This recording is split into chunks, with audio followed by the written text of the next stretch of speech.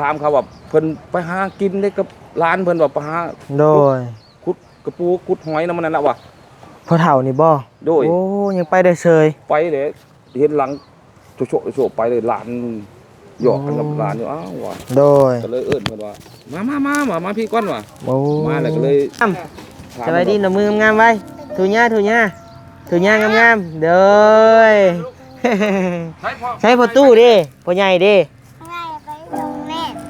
พ่อใหญ่ไปส่งเนตรแม่นั่นไปรับจ้าง โดยเดี๋ยวพระลูกไว้ให้พ่อตะกี้แม่นี่เอาไปขายพ่อเลยให้ขายอยากเอาไปขาย แม่นเอ้าคือว่าในนั้นพ่อเลยรับเอาลูกไว้โดยไว้ขายหน่อยโอ้โดยจนสงสารเขาเนี่ยได้กันแนวรับไว้จักสิเลี้ยงไว้บ่ฮู้หาไว้เนาะอีต้นชาติหลานเนาะญาติคนขึ้นจะไปขายเลยโอ้นี่ดิอย่าง2คนกับหลานพี่น้องเอ้ยบ่ได้เลยใช่ย่างไปเลยโอ้กงนี่บ่ยืดขึ้นบ่ได้บ่พ่อตู้เจ็บโอ้แม่กันเท่ายังก็มีอยู่บ่ล่ะ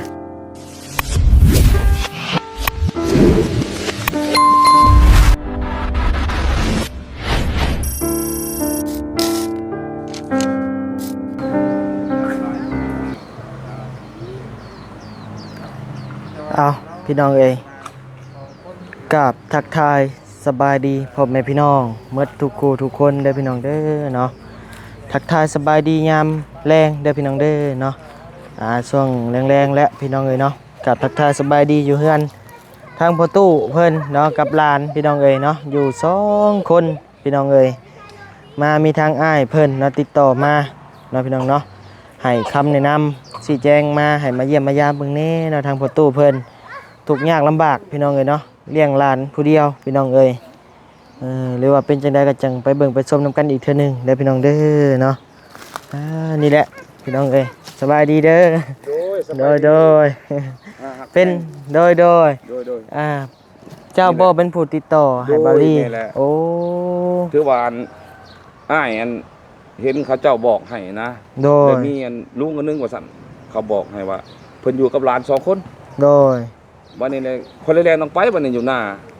ออกไปว่านนี่เลยบ่ครบเพิ่นซ้ำนี่แหละค่อยออกว่านนี่โดยไปฮอดเลยก็ถามเขาว่าเพิ่นไปหากินได้กับร้านเพิ่นว่าไปหาโดยขุดกระปูขุดหอยนำมันนั่นล่ะว่ะพ่อเฒ่านี่บ่โดยโอ้ยังไปได้เฉยไปเด้เห็นหลังโชะไปเลยหลานหยอกกันกับหลานอยู่อ้าวว่ะโดยก็เลยเอิ้นเพิ่นว่ามาพี่ก่อนว่ะมาแล้วก็เลยถามมันว่าไปยังว่าซั่นอยู่ไปหากินแรงแล้วว่าเนี่ยอันกินแรงบ่มีว่าไปหาจุกเอากระปูนี่แล้วว่าเมื่อสู่ร้านกินมื้อแรงว่าบ่มีว่าแล้วก็เลยได้กระปู 2-3 ตัวบ่แล้วก็ไปซ้อนรถในมื้อเที่ยงว่ะแล้วก็ซ้อนรถมาเที่ยงข้อยก็ขออนุญาตในบ่ได้ถ่ายคลิปเพิ่นโดยก็ว่าอยากช่วยเหลือเพิ่นโดยอีดูสงสารเพิ่นน่ะนะแล้วก็ถ่ายเอาคลิปเพิ่นแล้วก็ขอสิถ่ายส่งไปให้เบาลี่โดยแล้วก็ถ่ายคลิปได้ส่งให้เบาลี่เมื่อคืนนี่โดยชุมน้องจังได้เข้ามาโดยขอมอบใจหลายๆเด้อเนาะที่เป็นสะพานบุญช่วยกันโดยทั้งอ้ายทั้งพ่อได้เนาะเฮาเอิ้นพ่อซะอ้ายพ่อเนาะโดยมีทางช่องบ่เจ้าก็มีช่อง YouTube บ่โดยใช้อันเบิ่งช่องเจ้าแน่บางเทื่อพี่น้องเพิ่นอยากเข้าไปติดตามเป็นกำลังใจนำกันเบิ่งโดยเบิ่งช่องกันเด้อโดยเดี๋ยวว่าฮักเฮ็ดได้ปีนี่ละปีแล้วนี่เฮ็ดโดยก็นี่แหละพอดีอันทางเจ้ากับว่าไงก็เป็นทางสะพานบุญให้ทั้งหมดเฮาเข้ามาเยี่ยมเพิ่นเนาะโดยก็บางเทื่อเป็นสะพานบุญให้นะโดยบางเทื่อก็มีทางพ่อแม่ FC เพิ่นอยากไปผลักดันช่วยกันก็โดยก็บ่เป็นหยังติดตามเพิ่นข้อยก็มักได้มักอันอยากไปหาช่วยเหลือคนผู้ที่ทุกข์ยากทุกจนแบบนี้ข้อยก็อีดูสงสารคนง่ายข้อยมากินนี่ก่อนฮอดกินนี่ข้อยก็ซื้อแนวฝากร้านเพิ่นว่านี่ข้อยเอาพวกก็ซื้อแนวโดยโอ้ยดีมกดีใจนำยังบ่มีรายเข้ารายได้หยังแต่ว่าน้ำใจเด้โดยน้ำใจของข้อยรายได้เจ้าก็ยังบ่ได้รับบ่ยังแต่ว่าชั่วโมงบ่ผ่านโอ้โดยคนติดตามน่ะผ่านแล้วโดยเดี๋ยวเบิ่งซ่องเพิ่นก่อนนะพี่น้องเนาะพี่น้องนี่มันมีเพลงล่ำเลยล่ะหลายข่อยนี่โอ้เข้าไปเบิ่งเลยเข้าไปเบิ่งหน้าซ่องเลยก็ได้มันอันหรือว่าหน้าซ่องบ่โดยเดี๋ยวเฮาสิโปรโมทให้เจ้านะ ให้พี่น้องเพิ่นจะเข้าไปติดตามเบิ่งก็ชื่อช่องแนวใดหั่นน่ะ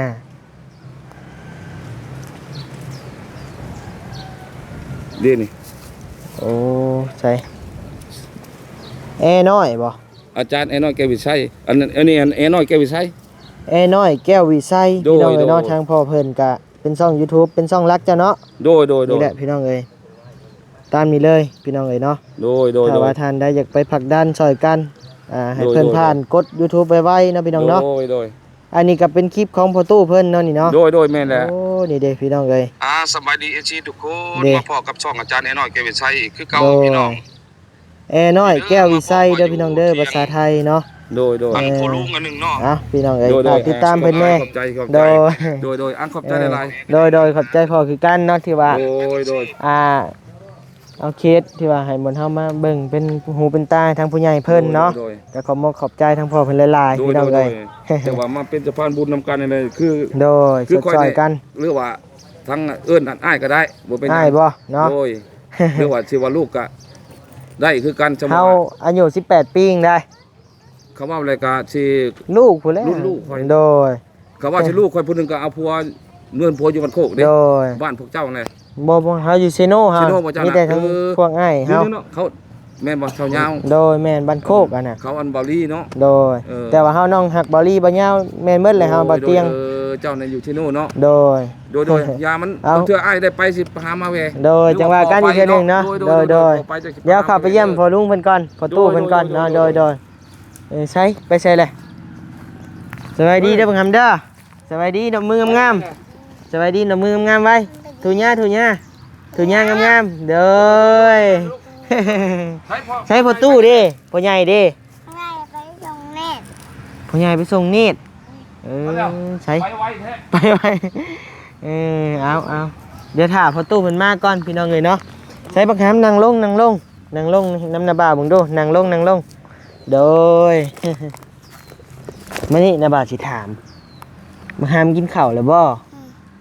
โดยว่าเบิ่งดูโดยว่านี่กินข้าวแล้วบ่ ให้ปาก หึ ให้ปากเถียง จักแล้วจักไผปากบักหามกินข้าวแล้วบ่บักหามน่ะโดยเว้าดูโดยบ่เว้าโดยว่านี่ว่าเบิ่งดู ถ้าเป็นไอปิน ฮะ ถ้าเป็นไอปิน จะเป็นหยังก็ ถ้าเป็นไอปิน ไอปิน อืม ชื่อไอปินบ่เจ้าน่ะ อืม โอ้โดยว่าโดยมึงดูโดยว่านี่นบอันทุญ่าสบายดีปะลุงเพิ่นดูทุญ่าว่าเบิ่งดูทุญ่านบมือขึ้นทุญ่าตายบาดนี่พี่น้องเอ้ย โอ้เดี๋ยวนี้บ่พ่อเฒ่าพ่อตู้เจ้าแม่นบ่พ่อเฒ่าเจ้าโอ้ นั่งนะเพิ่นลูกนั่งเพิ่น โดยสบายดีพ่อตู้ ไปดิ โดย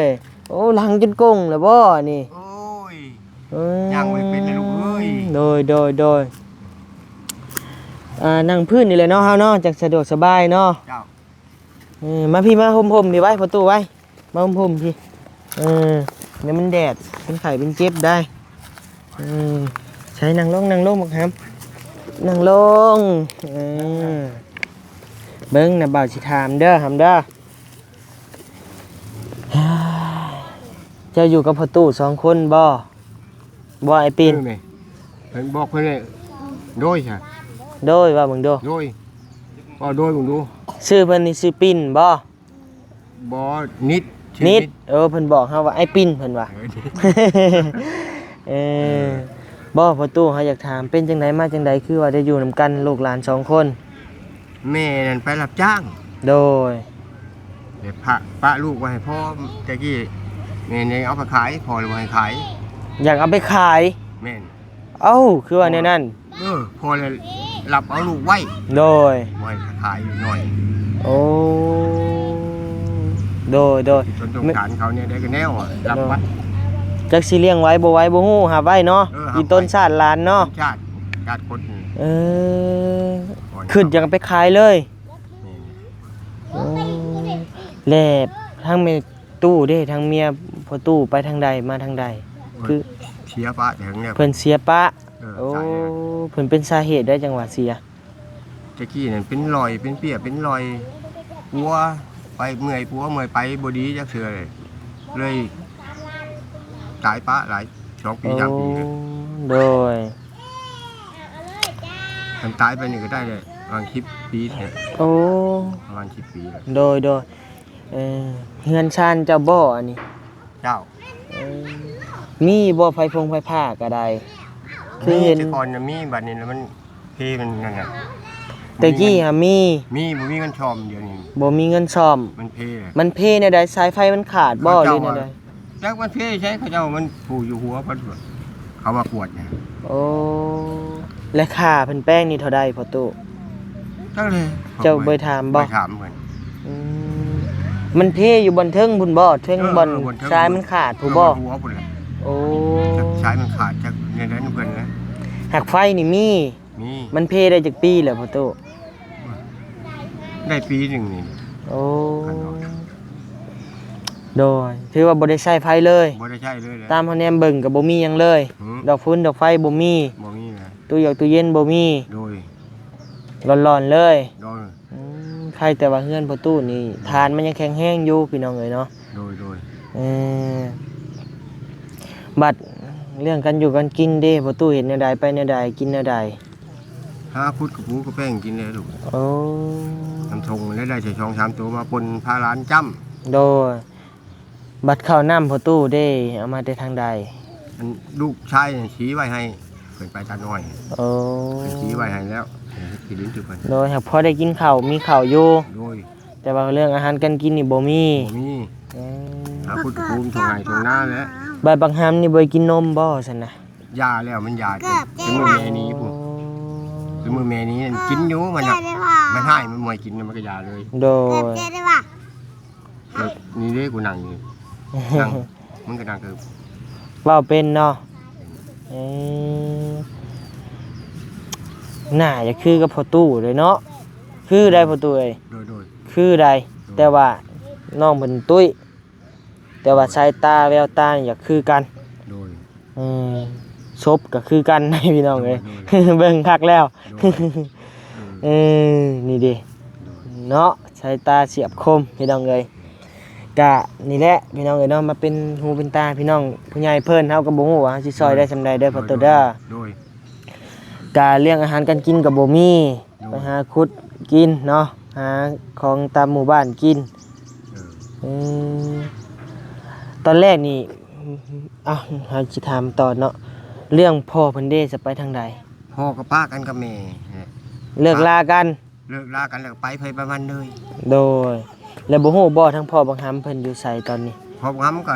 หู้อยู่เพิ่นก็เอาเมียเลยดิ เอาเมียแล้ว หน้าอยู่ติดเดียวแหละนา ติดเดียวเลย เออ แต่เพิ่นก็บ่มาเลียวแลบ่ บ่ แล้วเลย แล้วเลย โอ้ยเนาะทางแม่เพิ่นยังติดต่อมาอยู่บ่ซั่นน่ะ เพิ่นเอาเมียใหม่เลย แม่บ่แม่ พอ เพิ่นนี่ ได้ นะ พอเอาเมียใหม่แล้ว โดยบัดแม่เพิ่นติดต่อมาอยู่บ่ บ่ฮู้เลย แม่เพิ่นก็บ่ฮู้เลยไปทางใด แม่ว่ามีได้ โดย บ่ฮู้เลย โอ้ แม่น้อยนั่งอยู่นั่งลง นั่งลงงาม นั่งลงนั่งล ๆ ง เดี๋ยวได้บ่าวสิเอาอันซื้อขนมให้นี่ อืม นั่งงามๆนั่งแบบพ่อตู้ไว้นั่งงาม นั่งขนมแบบพอนี่แม่ลูกอ่ะ ยันหำมาก็ลอยออกได้ คือพอนั่งคือเวลานั่งว่านนี่ฮะ อืม นั่งขนมมานี่นั่งขนมมานี่นี่ คือพอนั่ง โอ้นี่เด้นี่เด้ เออ เอาหำออกเอา ขนมตรงนี้งามเอ้ยนั่นน่ะดีแล้วงามแล้วโอ้ยหำ นั่งขนมเตือเด้อนั่งขนมพอเด้ออย่าพ่อชุบเลยพ่อชุบอย่า บ่เพิ่งซุปหำนั่งงามๆแบบพอ นั่ง ตู้ ไว้นั่งงามๆเลยนี่เอาห้องกลางนี่ห้องกลางสิลูกนี่นั่ง เอาลงเอาลงเอาลงเลย สบายขึ้นเด้อ ทางแม่มันก็บ่ฮู้เลยเป็นตาลายดีก็บ่ฮู้เลย จัก บ่ได้ติดต่อมาเลย บ่ พอตู้มีเงินติดโตอยู่บ่ โอ้ยมันมี บ่มีจะกีบเลย มีเงินหน่วงคลิปเช้านี่ก็ได้ โอ้ อันนั้นมันจะมันขาดเอาแป้งนัวกิน บ่ ไปกินเอาแป้งนัว อื บ่มีเงินซื้อ โดยสู้ๆพอตู้เอ้ยเนาะจังใดก็ได้ มามื้อนี้เฮาก็บ่ฮู้ว่าสิซอยพอตู้ได้ซำใดเฮามาเป็นหูเป็นตาให้ผู้หลักผู้ใหญ่เพิ่นเด้อพอตู้เด้อ โดย ถ้าว่าผู้ใหญ่เพิ่นสงสารเมตตาก็ เฮาอาจจะได้เป็นสะพานบุญให้พ่อตู้เนาะถ้าว่ามีบุญร่วมกัน โดย ถ้าว่าเฮาบ่มีบุญร่วมกันก็คือสิบ่ได้เห็นหน้ากันอีก โดย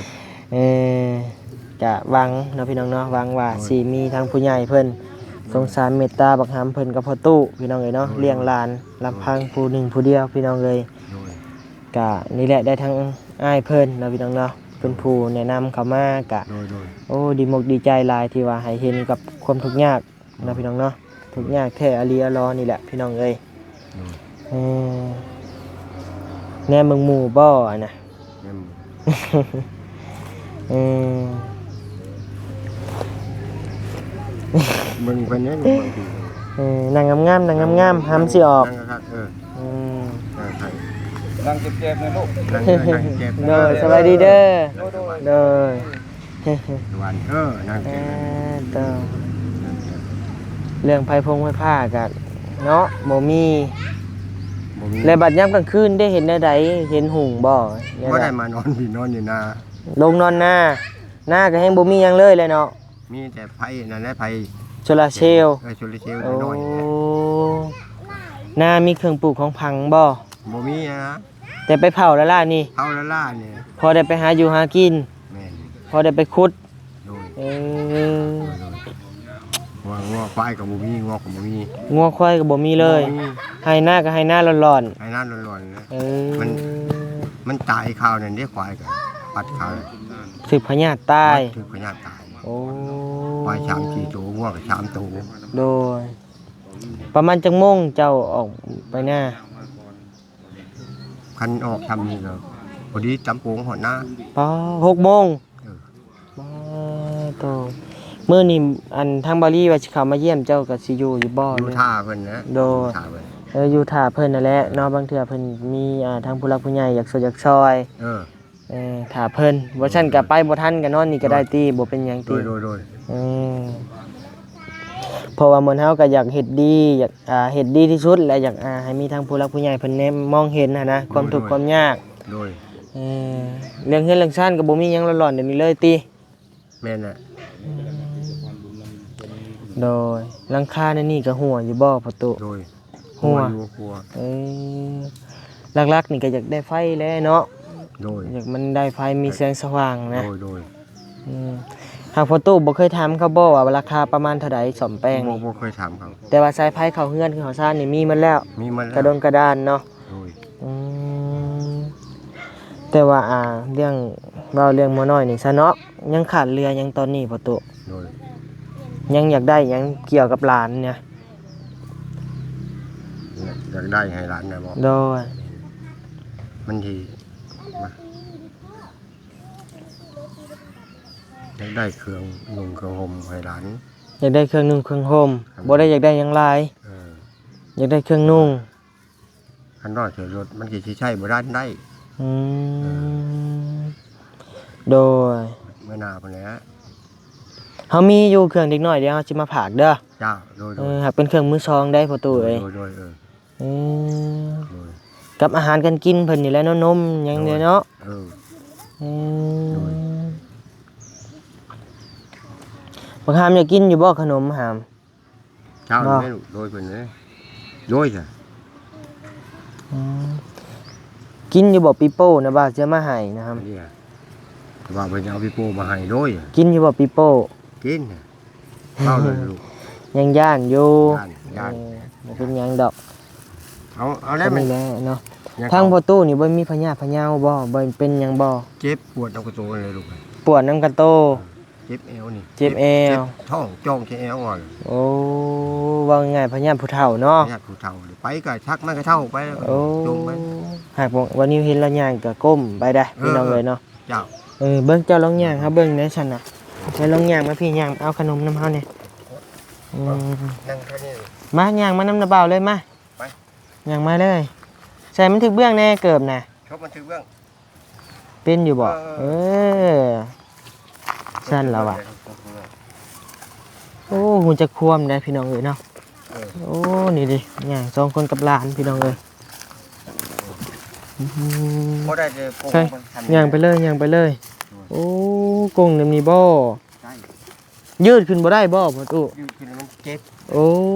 ม จอง ไม้กันเท่ายังก็มีอยู่บ่ล่ะ มีนะไม่กระเท่าเก็บเอา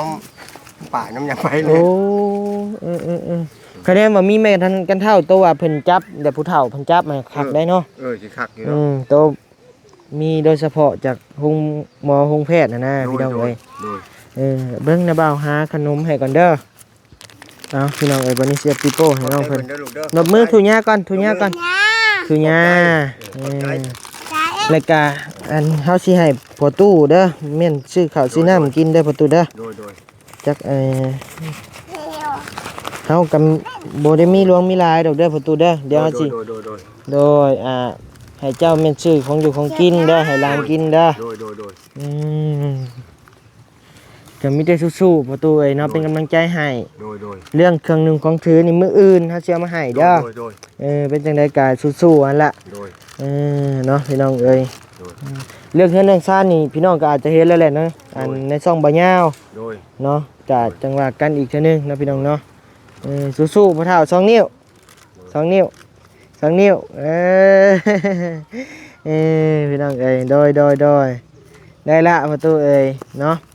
ไปหาพักผ่อนเด้อยันเมื่อยยันหยังเด้อ โดย มีแต่เงินคำกับเงินซื้อของอยู่ของกินให้ลูกให้หลานกินเด้อ โดย มืออื่นเขาจึงสิเข้ามาเยี่ยมใหม่อีกเทื่อนึงประตูเอ้ยเนาะ โดยเอาสบายดี ไปดี โดยได้แล้วประตูเอ้ยเอาพี่น้องเอ้ยอ้วยมาเห็นหน้าเห็นตาบ่นิ้วก่อนนะพี่น้องเนาะกะโอ้เป็นไอ้บ่ประตูโดยเอาพี่น้องเอ้ยเนาะกะเคสนี้กับผากพังกับพ่อแม่พี่น้อง FC เนี่ยได้อพี่น้องเด้อเนาะผู้ที่มีใจศรัทธาและใจบุญเนาะพี่น้องเนาะทางผู้ใหญ่ใจดีกับบ่นิ้วขอผากขอพังเนี่ยได้อพี่น้องเด้อเนาะเห็นแล้วกะอดอีต้นสงสารบ่ได้พี่น้องเอ้ยเนาะถ้าว่าบ่นิ้วมีกำลังกว่านี้บ่นิ้วก็สิอยากซอยหลายกว่านี้อยู่พี่น้องเอ้ยเนาะแต่ว่าช่วงนี้ก็โอ้ยพี่น้องเอ้ยก็มีแต่ผากพังกับพ่อแม่พี่น้อง FC เด้อผู้ที่ใจบุญพี่น้องเอ้ยสดซอยเนี่ยเนาะพี่น้องเอ้ยก็แล้วแต่ใจศรัทธานะพี่น้องเนาะผู้ละเล็กผู้ละน้อยก็แล้วแต่นะพี่น้องเนาะบ่นิ้วก็ขอผากขอพังขอให้พ่อแม่พี่น้องพิจารณาเบิ่งซอยบ่นิ้วแน่นะพี่น้องเนาะขอบคุณทางประตูเพิ่นพี่น้องเอ้ยเรื่องชื่อเรื่องเสียงก็ยังบ่ได้ถามซ้ำพี่น้องเอ้ยลืมเนาะก็บ่เป็นหยังดอกนะพี่น้องเนาะเดี๋ยวจังว่ากันอีกเทื่อนึงพี่น้องเอ้ยไปสำหรับคลิปนี้ก็อยู่ดีมีแฮงเด้อพี่น้องเด้อเนาะความเจ็บบ่ให้ได้ความไข้บ่ให้มีปรารถนาสิ่งใดขอให้ได้สิ่งนั้นสมความมุ่งมั่นปรารถนาอย่าเจ็บอย่าจนร่ำรวยๆเด้อพี่น้องเด้อเนาะสัมภาษณ์ไปกับน้ำตาเกือบไหลพี่น้องเอ้ยพอตู้เพิ่นก็บ่นี้สังเกตเบิ่งน้ำตาแล้วก็ซึมอยู่ตอนว่าถึงเมียเรานะพี่น้องเนาะพี่น้องก็อาจจะสังเกตเห็นอยู่ดอกนะพี่น้องเนาะน้ำตาเรากล้ามหน่วยได้พี่น้องเอ้ยวันนี้ก็จนเว้าเปลี่ยนเรื่องใหม่เลยซะพี่น้องเอ้ยเนาะบ่อยากให้เราเสียใจนั่นแหละคือฮู้กันนั่นแหละผู้เฒ่าพี่น้องเอ้ยวันนี้เข้าใจอารมณ์เลยพี่น้องเอ้ยเนาะสำหรับคลิปนี้ก็อยู่ดีมีแฮงเด้อพี่น้องเด้อเนาะบ๊ายบายสบายดี